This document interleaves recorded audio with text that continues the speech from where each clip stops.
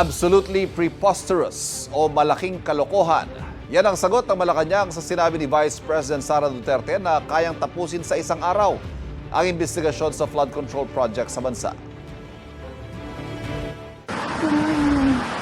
Kung seryoso lang talaga ang presidente, tapos na yan isang araw lang. Natuturo niya lahat ng may kagagawan ng korupsyon sa budget. That is absolutely preposterous.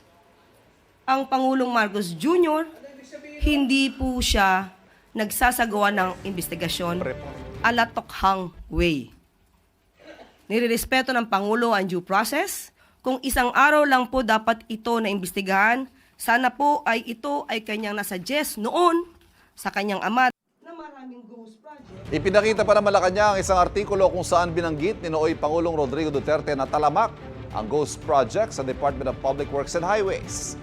Sa isang briefing noong November 5, 2020, sinabi ng dating Pangulo na pinaiimbestigahan niya ang umano'y ghost projects na anya'y pinakamalaking source ng korupsyon sa DPWH.